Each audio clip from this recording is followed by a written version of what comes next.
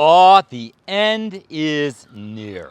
Over the last 7 weeks, we have been focused on it's all about relationships. And my goal is to help you build strong, healthy relationships for lasting success. And we said right at the very beginning, sometimes you just need an expert. Left up to our own devices, left up to our own ways of doing things, our own strength, our own intellect, man, oh man, we screw it up over and over again. And so over the last 7 weeks, we have been walking alongside the world's greatest expert when it comes to relationships. We've been walking alongside Jesus, and we're seeing how he interacts with people, how he treats people. And my goal is this, that as we walked alongside Jesus, that we just kind of picked up some stuff. I mean, I know we can't remember it all, but my hope is you just learned something that you can enact immediately in order to strengthen, to build up your relationships. I share the story. One time years ago, my wife and I, we bought a house that needed to be totally and completely gutted. I'm one of those guys, if I can't do it with a can of WD-40 and a hammer, I can't do it. But my buddy Tony, man, he is an expert when it comes to construction. And as I worked alongside him, I learned all sorts of things that I can employ even today. I said at the beginning, one small step can make a world of difference. And sometimes when it comes to relationships, it may seem like you're taking 3 steps forward and 2 steps back. But my friends, you're still moving forward. At other times in relationships, it can be like a snowball going downhill. Change can happen very rapidly. Speed and force can pick up. Just a little progress adds up to big results. I said that every relationship, no matter who that relationship is with, whether it's with a spouse, a child, a grandchild, a coworker, a boss, any relationship requires time, energy, and effort. And if you do not put the time, energy, and effort into that relationship, sooner or later it's going to begin to atrophy, and ultimately it will die. The truth is, many of us, when it comes to relationships, we kind of have this philosophy. If brute force doesn't work, you aren't using enough. In our minds, when we do things, we think it should work. I mean, what I'm doing should work in order to strengthen a relationship, to make our relationship better. And if it's not working the way you think it should, what do? We just try to force it. We put more force into it. Well, my friends, if it's not working, it's not gonna work. If what you're doing in your relationships is not working, then do something different to have something different. So just a quick recap. In week number 1, we said that Jesus, he placed the highest value on relationships. He gave the highest priority to relationships. One day, a teacher of the law came up to Jesus and said, "Rabbi, what is the greatest commandment?" And Jesus said, "You should love the Lord your God with all your heart, with all your soul, with all your strength, and with all of your mind." In other words, you love Jesus with every ounce of your being, with every ounce of who you are. But he didn't leave it there. And then he said, "And love your neighbor as yourself." And who's our neighbor? Anyone in need. You see, Jesus was focused on relationship. He placed the highest priority, the highest value on relationships. In week number 2, we said we need to remember and act like my feelings are important. And one of the things I shared with you is what comes first, the chicken or the egg? The answer is yes. In relationships, what comes first, your feelings or your actions? Well, the truth is sometimes you feel a certain way and so you act. But more often than not, you act first and your feelings will follow. It's imperative that we act. In week number 3, we had the as I principle. A new commandment Jesus gave us in John chapter 15. He said, "Love one another as I have loved you." And how did he love us? Sacrificially, unconditionally. He gave his all. I said in week number 4 that all relationships are fueled by communication. It's imperative that we speak clearly and that we listen clearly. We said think of others as more important than yourselves. It's taking a position of humility. It's not thinking less of yourself, but it's thinking more of others. It's being focused on the needs of others. I mean, after all, that's exactly what Jesus did. He humbled himself. He left the glories of heaven, became incarnate. He humbled himself again and allowed himself to be sacrificed upon a cross to pay the debt of our sin. He was thinking of us over and above himself. And it was all about relationship. He did that to restore our relationship with God the Father.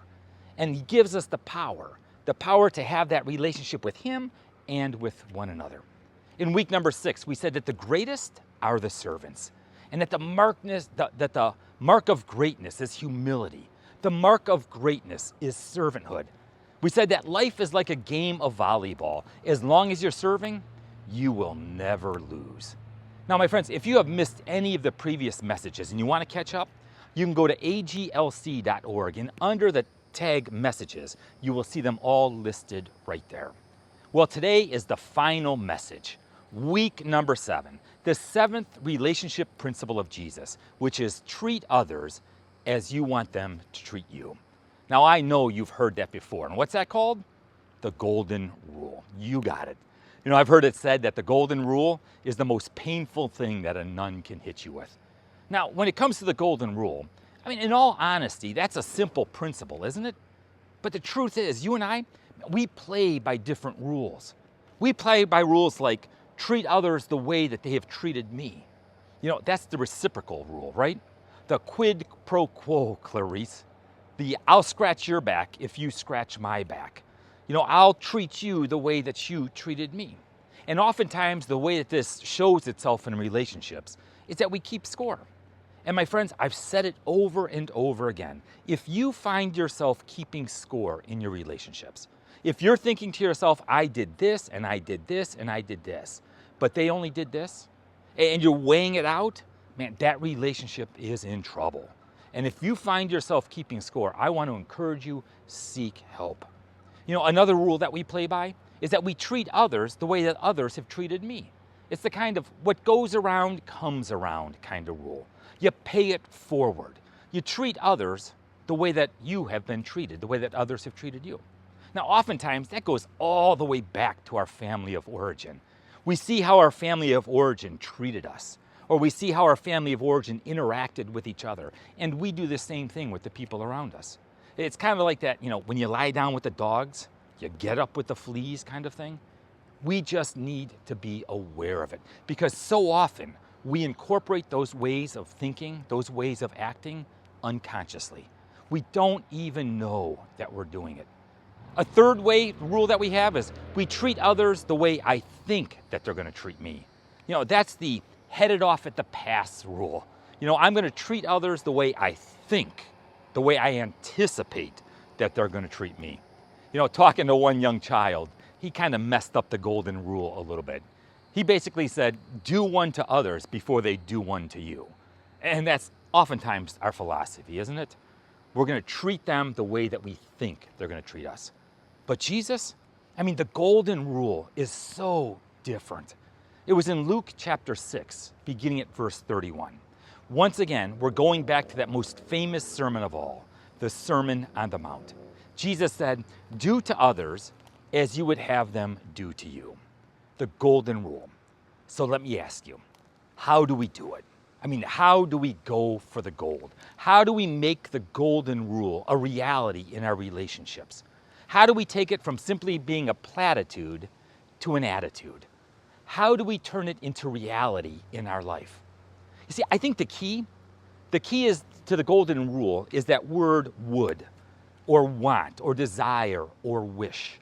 Remember, the New Testament is written in Greek, and the Greek word that is translated would can also mean this desire, or I sure wish you would do this. Do to others as you would or would wish them to do unto you. But the truth is, so often we have this philosophy of, I can only please one person per day, and today I choose me. Okay, isn't it true how we so quickly become selfish? See, following the golden rule is not giving them what I want, but figuring out what others want or what others need. And that's not always the same thing. I was thinking about this. You know what I want? You know what I need? Man, I need a new boat. I need a new Porsche 911. But that's not necessarily what my wife needs. My wife may need new curtains. And yeah, I know I'm talking about materialistic things here. And it also applies to emotional needs, right? But see, we always need to be asking, what is the need in another person's life. In other words, we can't be focused on me. It can't be all focused on greed. It's what is the need that someone else has. And it takes time. It takes energy and effort in order to figure that out. Because the truth is, most of the time, we're oblivious. Now, sorry about this, guys, but ladies, pay attention. Okay, because research tells us that most men, we are completely and totally oblivious to what you need. I mean, we have no idea in the world. And if we can determine that something is wrong, what do we try to do? We try to fix it, right? Now, most of us, we would do whatever it is that you need, but we just don't know what it is. And so we need you to tell us. Ladies, if you are lacking something, if you are struggling with something, if you need something, you need to tell the man because he just doesn't know. You see, we need to be aware, not beware. We need to be aware of the other person's needs. And all kinds of research has been done on what a female needs and what a male needs, especially when it comes in relationships. And we know that in so many ways we are the same, but the truth is, in many ways, we're different. And when our expectations are not met, when we expect our loved one to behave in a certain way or to react in a certain way, and it's not met, those unmet expectations can be extremely destructive. You know, what many people need is emotional support and security. What they need is effective and clear communication, trust and honesty, physical intimacy and affection. They need integrity. And so often those needs are not met. And when they're not met, oftentimes we find ourselves in a standoff, just like a good old Western movie. You're always waiting for the other person to make a move. You know, you're not going to do it yourself. And we become very stubborn. We kind of become like a donkey, right? You know, we become very stubborn. We hunker down and we think to ourselves, it's your turn. I'm not going to go first. You make the first move. Now, have you ever experienced that? Maybe you're bumping heads with a loved one and you just dig in and you're waiting for them to make the first move. If you want to experience joy, if you want to be a person of joy, my friends, live out the golden rule. Do to others as you would have them do to you. So how do we do it? I mean, in practical ways, how do we do it? I heard an old couple once say they were celebrating their 60th or 65th wedding anniversary. And someone asked them, how do you do it? I mean, what is the golden rule for a successful marriage?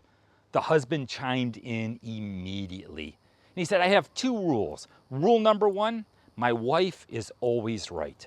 And rule number two, when you are sure, when you are absolutely positively certain that your wife is wrong, you slap yourself and you reread rule number one. You see, Jesus came into this world so that we could have a relationship with him.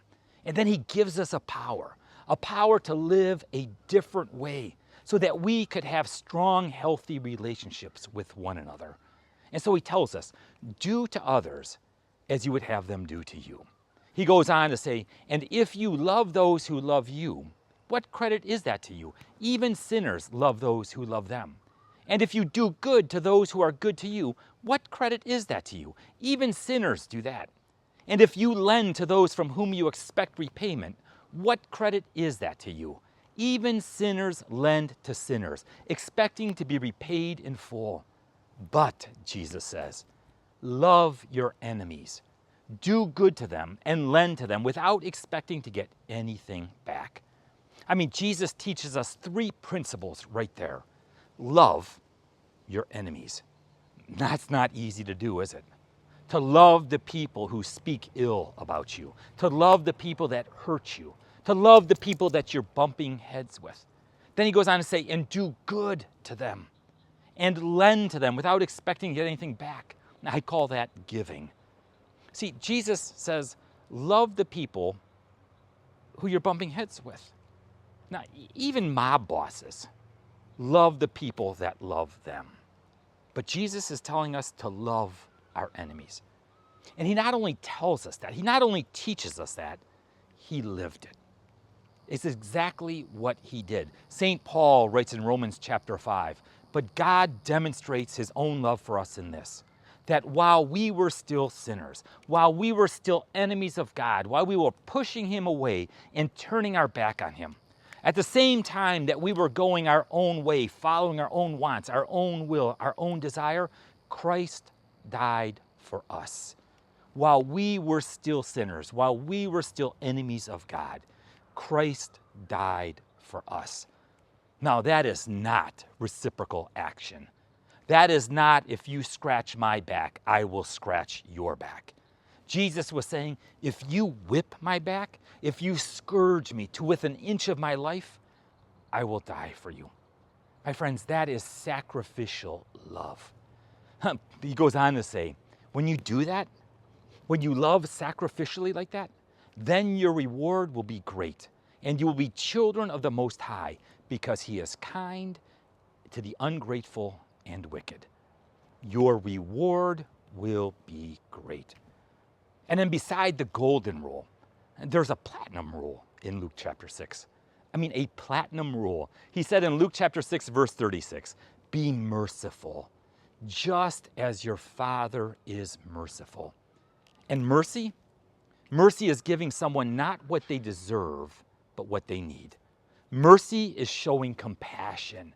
It's having empathy for someone. It's showing forgiveness towards someone when it's in your power to punish them, but yet you forgive them. See, my relationships with others, man, they are modeled by what God has given and done for me. And so I want to challenge you, as we wrap up this message series, just take one small step. Yeah, I know you may be wobbly on your feet. You may even fall down. But my friends, what is one small thing that you can do to make a relationship better? Now, what I want you to do is picture in your mind a particular relationship. Okay, you got it? On a scale of 1 to 10, 1 being absolute misery, 10 being paradise, where would you rank that relationship? Now, let's just say you ranked it a 6. Now, where do you want that relationship to be? Okay, realistically, let's just say you want it to be at an 8. So you're at a 6, you're only 2 steps away from being at an 8. So here's my challenge. What is one small thing that you can do immediately to take it from a 6 to a 6.5? What is one small thing that you can do to show God's amazing grace? One small thing that you can do to make that relationship healthier, stronger, full. You know, relationships, I think of them like a fine Swiss watch. You know, you got all the dials and all the cogs in there. And if one small cog breaks off, what happens? The entire system is negatively impacted, right? The watch will no longer keep proper time. The same thing is true in relationships. It's this ecosystem that is just kind of going, and one small change, whether it be positive or negative, can impact a relationship. My friends, you and you alone have the power to impact your relationship. If you're struggling with someone, take one small step to make it healthier, and it's going to impact the relationship for the good. So I want you to dream big with me. Okay, dream big. What if we lived out these principles? I mean, picture in your mind your adult child sitting with you, looking at you in the eyes and saying, Mom, Dad, I know that when we were growing up, you were extremely busy. I know you had commitments at work. I know that you had deadlines that you had to meet. But you know what? You always kept us a priority. You always valued our relationship, and I thank you for that. Or picture in your mind a loved one putting their head on your shoulder and saying, I am so glad that you shared with me a decade ago what you were struggling with, what you were going through, because now our relationship is stronger and healthier than ever before. Or imagine in your relationship if you loved one another as Jesus loved us, as you gave sacrificially, unconditionally, not expecting anything in return. Or imagine if you communicated from the heart. You know, I picture good communication like that, like a pebble being dropped into a pond. And those circular waves that go out is the positive impact that you're making not only on the person you're talking to, but in that relationship and to the people around you. What if, you think of others as more important than yourself and you kind of humbled yourself? You took a cup of coffee to somebody you were bumping heads with, not to dump it in their lap, but just to take it to them, to show kindness and maybe open up that opportunity to make the relationship whole again. What if you were merciful, just as your Father in heaven is merciful, and you had compassion, empathy, forgiveness for someone who hurt you? Jesus said that the greatest is the servant of all. I mean, what if you served and you used the gifts and the talents and the abilities that God has blessed you with to strengthen relationships? And then one day, imagine in your mind's eye, standing before the one who created you, face to face and eye to eye with the one who redeemed you, who bought you back, who took you to that place that he prepared for you. And as you stand before him, he says, "Well done, good and faithful servant." You see, God gives us the power to live a different way. And my friends, just take the first step. Now, I know that the first step is often the hardest. It's often the most difficult to do. But let's just say I was going to take my wife to Hawaii. We're down at Orlando International Airport. We're getting ready to get on the plane. The tickets have been purchased, obviously. The hotel is purchased. It's just waiting for us. Until I take that first step and get on the plane, I'm not going anywhere. What is the first step that you need to take? Who is it that you need to take it with? Because, my friends, it's all about relationships. Hey, thank you so much. You have a great day, and God bless.